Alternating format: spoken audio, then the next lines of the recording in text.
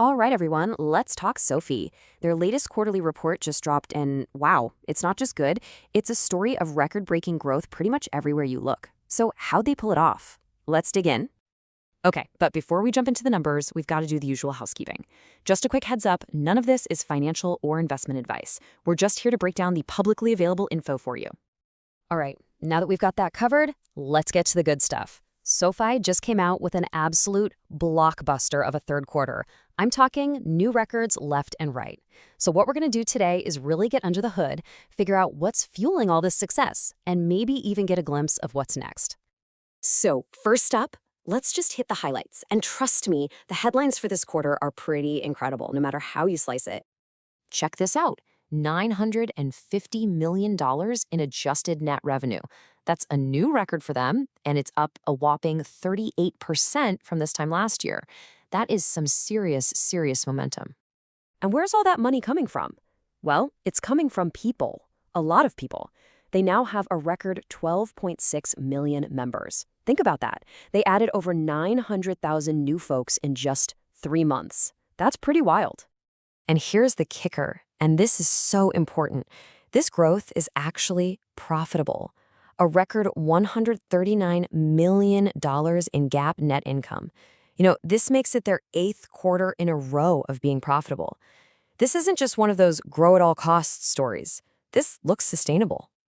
So, you gotta ask, what's the secret sauce? Well, their CEO, Anthony Noto, basically said it himself. It all comes down to their one-stop shop strategy. So, what does that actually mean? Let's pull back the curtain and see how this engine is really running. Okay, so let's unpack that growth engine, because how they're pulling these numbers off is where things get really interesting. It all kicks off with bringing in new members, and they're doing it at a crazy scale.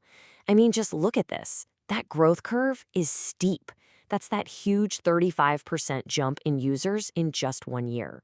But, you know, getting people to sign up is really just part 1 of the plan. Right, and this is where you see part 2. It's not just about getting more members. It's about getting each member to use more stuff. The total number of products people are using shot up 36%. We're talking over 18.5 million products now. That's huge. So this all comes back to their big strategy, this thing they call the financial services productivity loop. It sounds complicated, but the idea is actually pretty simple. You might join SoFi for a student loan, right? But once you're in their app, it's super easy to open a checking account or maybe start investing. And then that leads to another product and another. It's this awesome feedback loop. And you can see right here, it's absolutely working. Almost 40% of new products came from people who were already members. And that's fueling this 50% jump in their really profitable fee-based revenue. Okay, so we've seen the big picture. Now let's zoom in a bit and look at how each piece of the SoFi puzzle is doing on its own. This table really lays it all out. You can see that all 3 parts of their business are making good money. And what's really amazing is the scale we're talking about now. Their original lending business and their newer financial services arm are both just massive revenue drivers. And even their technology platform, which is the tech they sell to other companies, is kicking in a nice, healthy profit. But look at this financial services segment. I mean, it is just on fire. Revenue is up 76% year over year. That's insane. This is where you find things like SoFi Money and SoFi Invest, and it's crystal clear proof that their whole plan to be more than just a lending company is working. And I mean, it's working really, really well. So with a quarter like this, you'd expect them to be pretty optimistic about the future, right? Well, they are. They've updated their outlook for the rest of the year, so let's take a look at what they're expecting. Yeah, no big surprise here. They've raised their predictions for pretty much everything. They're now expecting to add more than 3.5 million new members this year alone. And they're looking for total revenue to hit around $3.5 billion. But what's really interesting is where they're putting their money next. They're talking about going hard on investments in AI, crypto, and blockchain. So they are definitely not resting on their laurels. So, when you put it all together, what's the big story? It's that SoFi's whole one-stop shop idea isn't just a gimmick.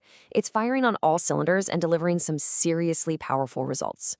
Which leaves us with a big question, right? Is this the new blueprint for digital finance?